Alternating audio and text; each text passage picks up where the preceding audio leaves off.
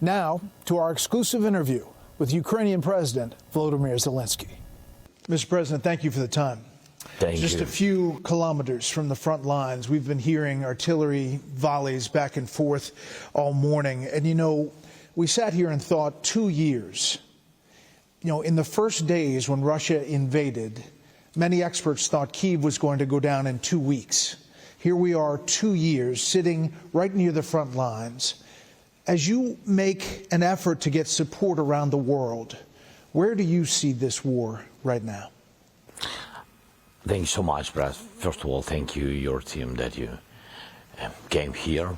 It's very important for me, like I said before we started, that's important for me, the United States, to see different war in the capital and here closer to front line. So, first of all, we are here.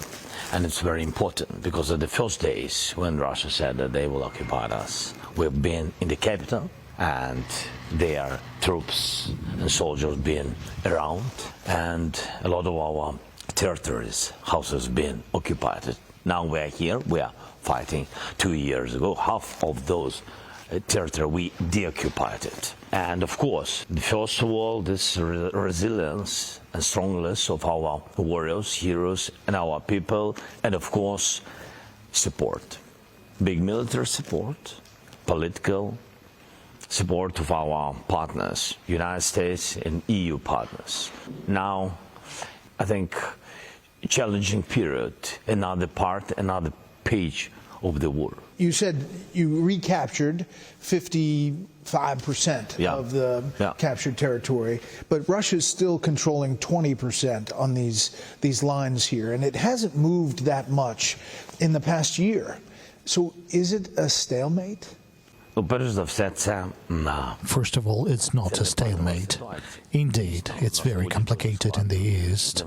There's a lack of certain weapons. They do have air superiority, and they have superiority in terms of manpower.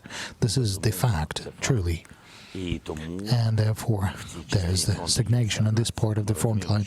We understand that we need to deblock the air. We need our partners not to forget that it's not a war that is taking place over 1 day, but 2 years. Only the joint efforts would be able to kind of fight back Russians and to have Russians go to concessions.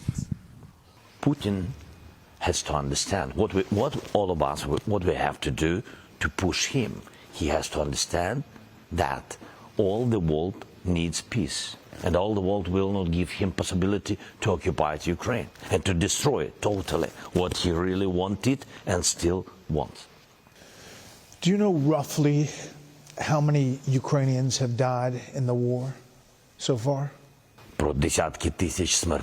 We know about tens of thousands of people being killed or tens of thousands of children being deported. We know about this. And should we compare the number of soldiers killed, I would say the ratio is 1 to 5. So meaning 1 soldier killed in action equals to 5 Russian soldiers killed in action. So that's the approximate statistics. So 1 to 5, meaning Russians, your defense ministry has it at more than 400,000 Russians. Is that possible? Well, they've lost over 400,000. Roughly, that's, let's just say, 500,000 casualties. For people in the U.S., that's the size of the city of Atlanta, Georgia. It's a lot of people. Well, the only thing that they've succeeded, that's like over a period of 9 months, they've managed to control of the Avdiivka, and we need to understand the understanding of what that means to control. They've destroyed everything. So their strategy is to level everything to the ground and then to move on. Like in Mariupol. Well, nothing was left alive in Mariupol, but in here everything is leveled to the ground. We've lacked the weapons, we've lacked the shellings for the artillery. You recently replaced your commanding general. General Zaluzny, with a new commanding general. You also replaced many top commanders. So what does that mean? Does it mean you're looking for a shift, a new direction?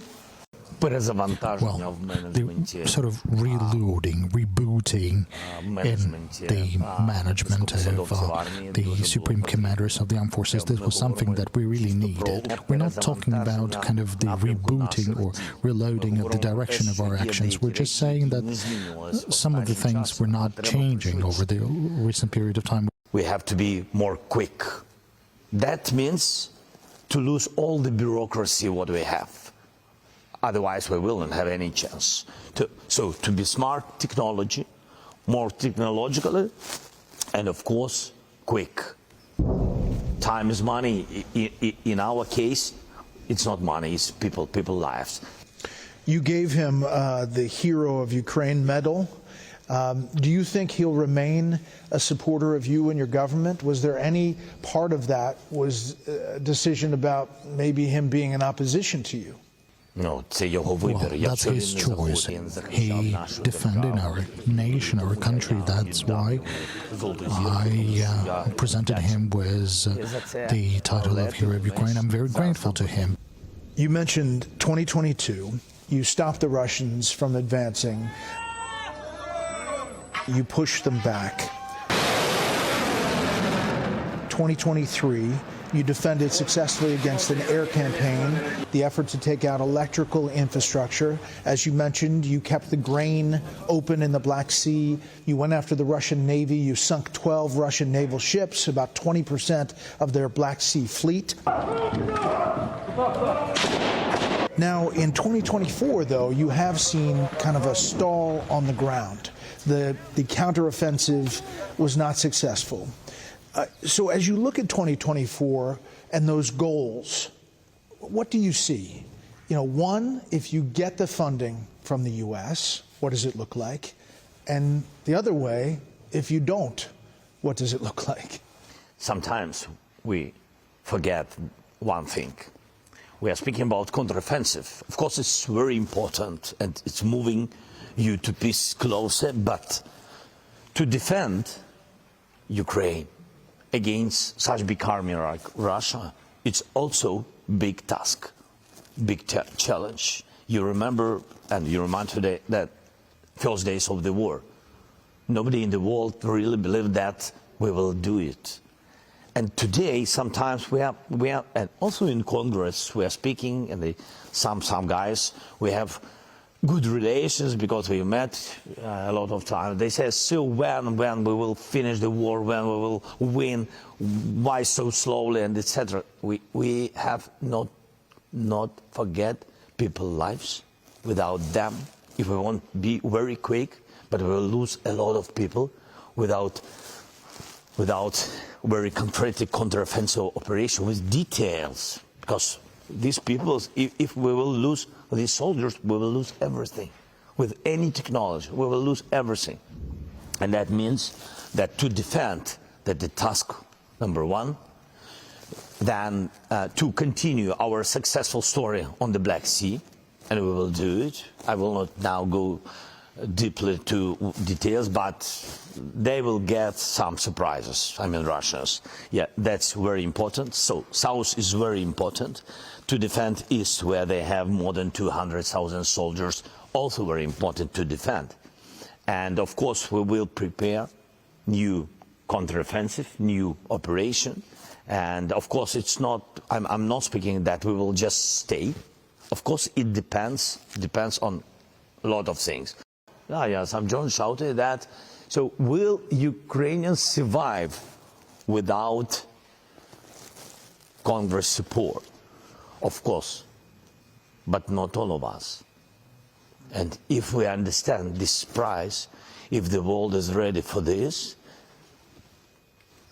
okay, you will see it. But it's tragedy. It will be tragedy for all of us, not only for Ukraine, not only for Ukrainians, for all Europe. And you will see that they will go. Putin will never stay, will never stop. He will go through Eastern Europe because he wants it, because this is his goal. I want to talk about Putin in a second. You are receiving sophisticated weapon systems now, the HIMARS. You got it, but you got it late. Patriot missile systems, M1 Abrams tanks, F-16s. There are some on Capitol Hill who are the other way. They believe that the administration was slow-walking this or was even reluctant to give this to you in time. I want to ask it this way. Had you gotten that material, those weapon systems, earlier, could the counteroffensive have been different? Let's today not speak about the past. Nobody would have known what would happen if we've got something more or less. I know what is happening now, and now you're absolutely right. There's 2 years of this war, there's a new page of this war. Everyone understands now what is happening. There's additional Patriot systems, and millions of people will be returned, will be more protected. Additional air defense systems will allow us to take down Russian aircrafts. We're demonstrating that on the everyday basis. Our air defense forces are great. They're taking down enemy fighters, and it means that no bombardment, no shelling. So air defense, radio electronic warfare systems, this is what helps us. We've started the construction of a large amount of drones, but that's not enough, and the United States can help us a lot. Specifically, we need high-range weapons. We talked about this yesterday with congressmen. I talked about this with President Biden. Everyone understands ATACMS for 300 kilometers. That would help us a lot, because it's kind of an unfair war. Our soldiers are standing, and our artillery has a range of around 20 kilometers, because we don't have long-range weapons, and Russians have their artillery with a range of 40 kilometers. That's not fair. So we were saying that to our partners that we don't have this fairness, but if the partners have those systems, why not be providing them to Ukraine? And we can hear some of that artillery in the background. You often have said that Ukrainian forces will never give up. They'll never give up the fight. But could you see a scenario where you allow Russia to maintain the 20%, the current lines where we are right now, but the 80% is a sovereign, secure country that is a member of EU and NATO? That we are ready to give some territories and be in EU and NATO. I'm asking the question. Really?